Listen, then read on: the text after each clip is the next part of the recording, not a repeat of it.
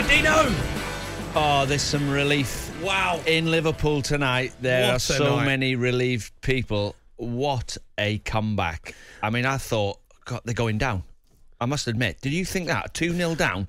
I thought they're going down. No, I didn't, but I just couldn't believe how bad they were in the first half, because I honestly believe Leeds are not going to get another point. So I think that the result that Burnley got, I thought, was massive, because that now leaves the destiny in their hands, that they can lose, really, and I think Leeds will lose as well on Sunday, and Burnley will stay up. But to come from 2-0 down, the half-time team talk from Frank Lampard, he brings on Dele Alli, and all of a sudden, finally, we see the Dele Alli that we've all wanted to see, and they come back, and Calvert-Lewin scores in the 85th minute, and they win the game 3-2. The scenes at Goodison Park are incredible. What a header, Calvert-Lewin. Brave.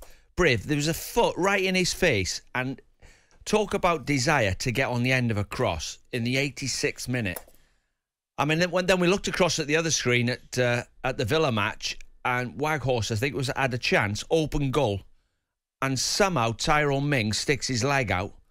What a win it would have been for Burnley. But yeah, I think we got to talk about Everton. And Everton. By the way, it's Everton's Dele Alli, where have you been? Look what he's capable of. I know. I thought he played really well when he came on. He was brilliant. He's getting in the box. He's getting on the ball. He looked like the Dele Alli that we all know he can be.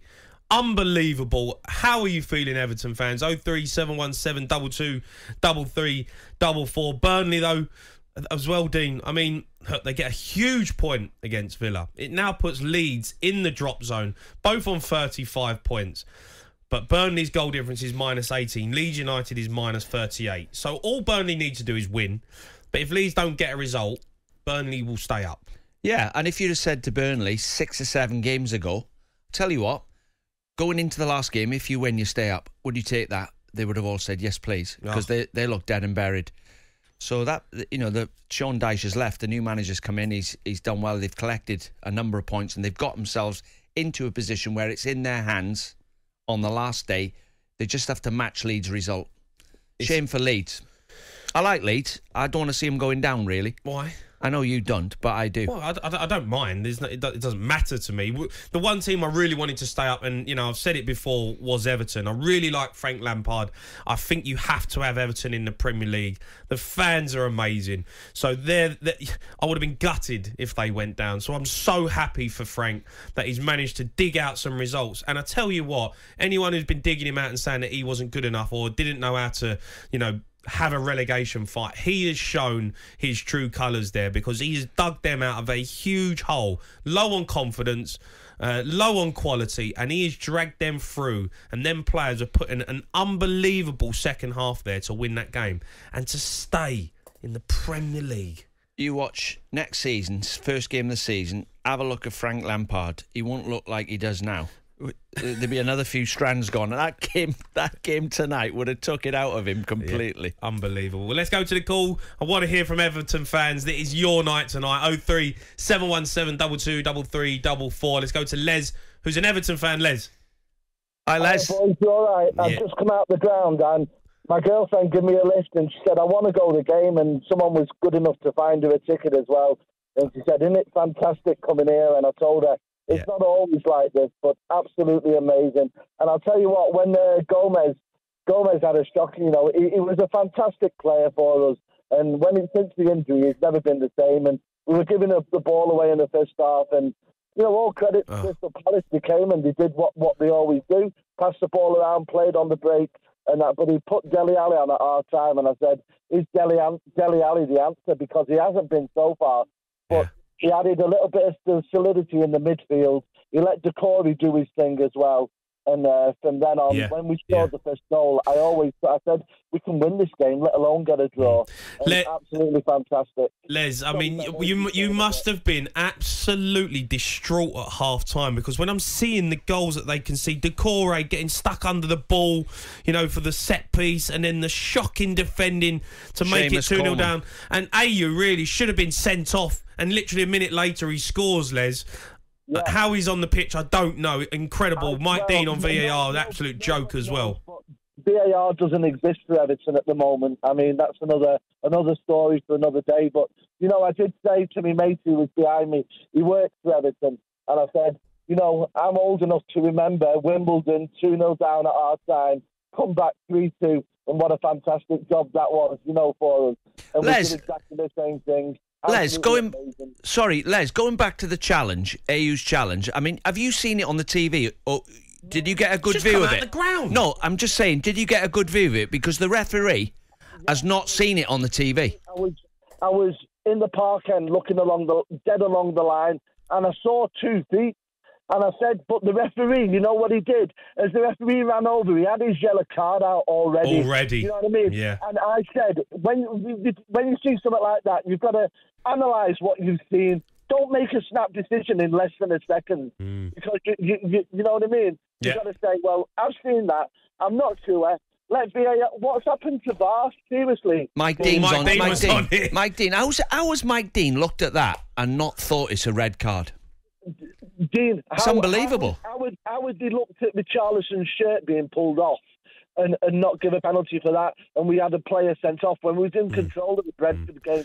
Seriously, everyone has bad luck and good luck, and they say it's sour grapes, but really we've had some absolutely shocking decisions in the last 6 games. Yeah. Well, Les, you're up. You are staying in the Premier League. An unbelievable night. Let's go to John, who's an Everton fan. John.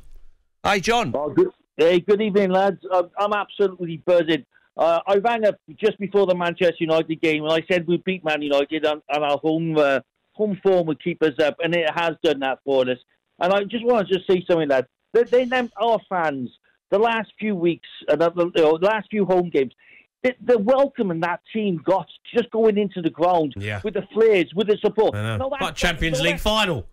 Well, it was better than that, because at the end of the day, you know, we were in a dogfight, and it just goes to show that all our fans are the most passionate and best in the world, and actually, turned up in their thousands to support that team.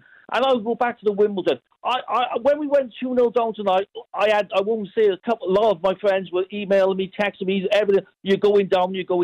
I said, remember Wimbledon. I said, we will get out of this. Oh, no, this won't happen. Well, it did happen, and I tell you what, we deserved it. And Lampard deserves a lot of credit for this. You know, he comes in, he gets our club, he understands the club. You know, Lampard, the fans, the passion, the Everton, it's the Everton way, and we've done it. And I tell you, we are buzzing. And you know, next year we'll build, we'll go again. You know, unfortunately, Benitez come in, absolutely didn't understand the club, didn't get the club. You know, and you know, after he went, we had a manager who actually bought into our club. Look, we're Premier League, 67 years top flight football, and we deserve to be there. Yeah. The Premier League needs Everton, and I tell you what, I am one buzzing Evertonian tonight. I absolutely agree with you, John. Just quickly, John, next season now, you're looking at it. What do Everton need to do to make sure that this never happens again? Look, in '94, I can remember this, you know, that happened in '94, you know, and it's happened again, obviously, now. You know, all we got to do is, what needs to happen, lads, is one simple thing. Get a manager who understands the club. Get a manager who understands the way that club actually ticks. And then the board, the manager, and the whole team then can pull together. You know, John, I got to say, the recruitment needs sorting, that's all. They spent 560 million. What a mess. Yeah. So who's getting the players in? Yeah. Do you know, I said that last time, £565 million. I said that was one of my last shows. I said, you know, you can't spend that money. We spent a lot of money on a lot of average players. Look, we got a manager now. We're staying up. We're in the Premier League. We'll build again. We'll go again. We've got a new stadium around the corner. Everton will be there, top 6 in the next couple of seasons. And we'll be fighting again in a right half. And obviously looking at that Champions League. And maybe Liverpool, maybe just keep one eye open for that blue side coming forward.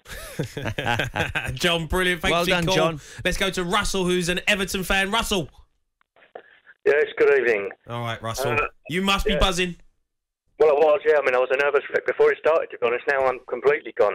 I mean, I was listening to on the other channel, and when it went 2-0, I thought, I don't believe it. Because I was having a bad feeling anyway a few weeks ago, because I thought luck turns against us, and we're just not, you know, it's really, but our biggest problem we've got is the defence. I mean, Frank is a nice bloke, Frank. I'm glad he's done it, because he's been under severe pressure there. I mean, the sleepiest nights he must have had. I mean, I've had a few myself. But well, he can't do nothing about Seamus Coleman slipping and giving the goal away. And then the second goal, it was like kamikaze defending. It was like Billy Smart Circus. Players sliding everywhere. And he's actually chested it over the line, you? It's hit his chest and gone over the line. I thought to myself, we'd be lucky to get a draw, but when that third one in, I thought, oh, thank God. But, I mean, I'm glad we stayed up in the next season. I hope Frank stays with us, because I was to say, the main thing I would do is overhaul the defence, really. He's not going to go anywhere now, is he, Russell? Frank's not going anywhere. Well, I hope, you just never know in football. I mean, Ancelotti suddenly did the dirty on us, didn't he? And suddenly he walked out. I mean, anything could happen. But I mean, I much prefer Frank Lampard anyway. I don't know if Real Madrid are going to be coming for Frank Lampard in the summer, Russell. That's for sure. An unbelievable night, though. Incredible, Russell. Thanks for your call.